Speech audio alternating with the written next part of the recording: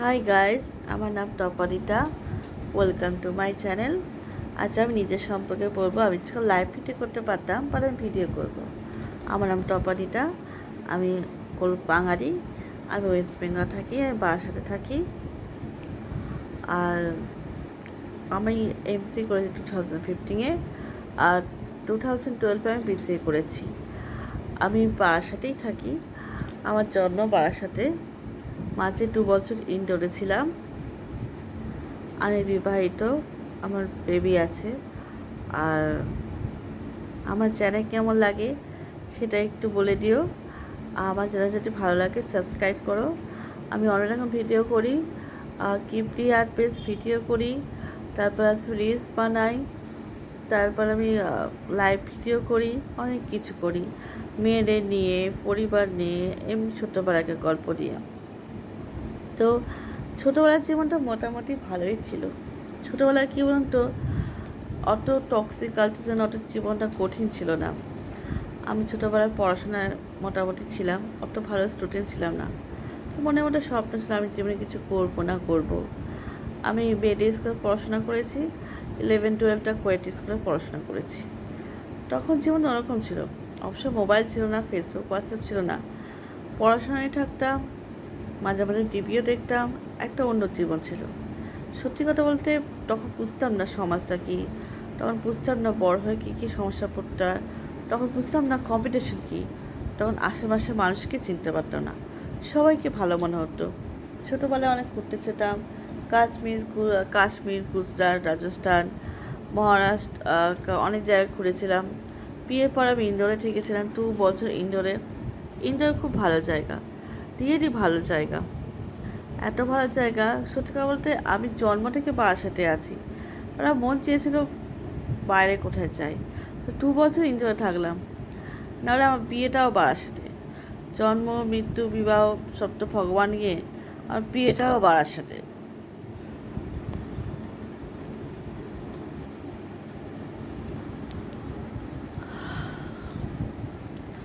বাড়িটা বেয়ে আর একটা জিনিস বলি, এত গরম পড়েছে কী আর বলবো।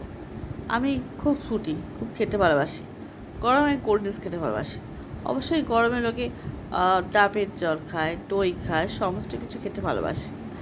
বাট আমি এটা খাই। আমি খুব ফুটি, আমি বাঙালি। আমি ফুচকা খেতে ভালোবাসি, চাউমিন খেতে ভালোবাসি, বিরিয়ানি আমি প্রেফারি। আমি 2 বছর ইনডোরে ছিলাম। ওখানে খাবার বলতে আমার পোয়াটা বেশি ভালো লেগেছে, আর পরোটা। কিন্তু কলকাতারও কিছু খাবার খুব মিস করেছি, যেমন ফুচকা।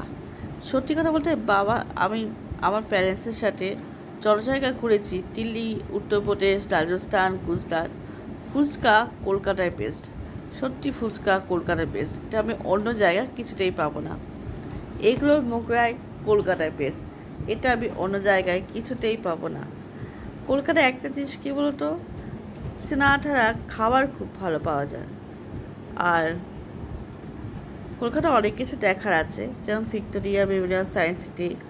আর ভিক্টোরিয়া মেমোরিয়াল দেখলাম, খুব একটা খারাপ না যেরকম সবাই বলে, বেশ ভালো ভিক্টোরিয়া মেমোরিয়াল। কারণ অনেকে বলে তাজমহল বেশি সুন্দর বলে, বাট আমার ভিক্টোরিয়া মেমোরিয়াল বেশি ভালো লেগেছে। তাজমহলও খুব সুন্দর। অফকোর্স আগ্রাও দেখেছি। তাজমহল নিজের বইয়ের জন্য শাহজাহান একটা তাজমহল বানিয়েছে। আর ভিক্টোরিয়া মেমোরিয়াল হচ্ছে আমাদের রানী মেমোরিয়াল ছিল। এবার অনেক মহারাষ্ট্রে তখন ছিল। মহাপুরুষ বলতে ঈশ্বরচন্দ্র বিদ্যাসাগর, অনেকে এরকম ছিল, নেতাজি সুভাষচন্দ্র বসু, অনেক কিছু। সত্যি কথাতে ম্যাক্সিমাম ট্যালেন্ট কিন্তু আমাদের বাংলায়। ঈশ্বরচন্দ্র বিদ্যাসাগর, তারপর হচ্ছে গঙ্ঘাট, কী বলছি, নেতাজি সুভাষচন্দ্র বসু, রবীন্দ্রনাথ ঠাকুর, এসব ট্যালেন্টেড মহাপুরুষ যতই সব ওয়েস্ট বেঙ্গলে। আর এরা খুব লড়াই করেছে ইংরেজদের বিরুদ্ধে, যেমন ক্ষুদিরাম বসু, মানবগিনী হাজরা,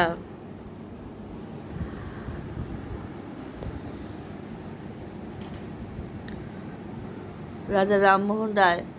আর যদি রাজা রামমোহন রায় যদি আমাদের বিরুদ্ধে না লড়তো, আই মিন তখনকার দিনে মেয়েদের শরীরটাও বড় ছিল, এটার বিরুদ্ধে যদি না লড়াই করতো, তাহলে আজকে আমরা মেয়েরা এত কিছু করতে পারতাম না। এসব মহাপুরুষের জন্য আমরা মেয়েরা অনেক এগিয়ে গেছি। আমি আগে টিচিং আর টেলি করাচ্ছিলাম, এখন আমি কিছু নেই। আগে আমি চাকরি করা আছে, টেলি করা আছে, স্কুল টিচার বারাসাত স্কুলেই। আমি অনেক কাহিনী বলবো, তোমরা শুনতে গেলে খুব ভালো লাগবে।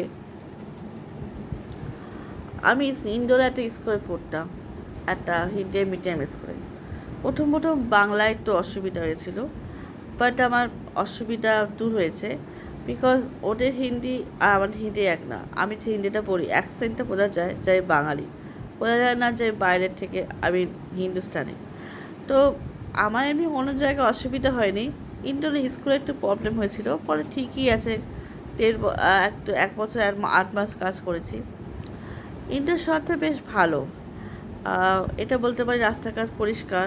আমি যে একটা শহর থেকে অন্য শহরে গেছি, আমি প্রথমে ভয় পেয়েছিলাম যে অন্য শহরে মানিতে পারবো কি না, তো আমি পেরেছি। আর ইন্ডোর ছাড়া অন্য জায়গায় থাকতে পারিনি। আর অনেক জায়গায় ঘুরেছি, রাজস্থান, গুজরাট, দিল্লি, মুম্বাই। মুম্বাই খুব বড় শহর। আর গোয়াও খুব ভালো লেগেছে, বাট কস্ট অফ লিভিং খুব বেশি। আমার একবার গোয়া যাওয়ার খুব ইচ্ছা। রাজস্থানে খুব সুন্দর জায়গা। রাজস্থানে যে ইতিহাস আমার খুব ভালো লেগেছে। আগেকার রাজাদের রানীদের পোশাক, তাদের কালচার, তাদের খাওয়া দাওয়ার কালচার, তারা যে কী বলে পিতলের বাসন ইউজ করতো, আমার খুব ভালো লেগেছে। I love culture. আর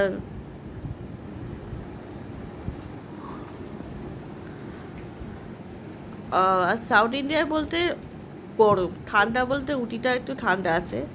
ওখানে ঠান্ডাকালে যে কীরকম গরম, সেখানে নর্মাল গরম ঠান্ডাকালে। এবার গরমকালে আরও গরম। ওখানে সব নারকেল তেলে খাবার খায় সাউথ ইন্ডিয়া। এরকম অনেক কিছু এক্সপিরিয়েন্স হয়েছে। আমার খুব ইচ্ছা কোনো না কারণে আবার কলকাতা শিফট হয়েছে ইন্ডোর থেকে। পরে আমার ইচ্ছা বাইরের শহরে যাওয়া, বাইরের লাইফ এনজয় করা। কারণ এক জায়গায় থাকতে আমার ভালো লাগে না। আমার চাকরি করার ইচ্ছা, এখন আমি বেকার আছি সত্যি কথা বলতে। প্রায় 1 বছর 3 মাস হয়েছে। তার মধ্যে কোর্সও করেছি, তার মধ্যে আমি ইউটিউব চ্যানেল চালাচ্ছি। বাবার একটা বিজনেসে যখন কাজ করেছি, বেশি দিন করিনি, 6 মাস মতো আমি একটা কাজ করছি। আমার অন্যান্য বন্ধুরা মোটামুটি কিছু করছে, কিন্তু আমি বেকার আছি। আশা করছি খুব একটা ভালো একটা চাকরি পেয়ে যাব।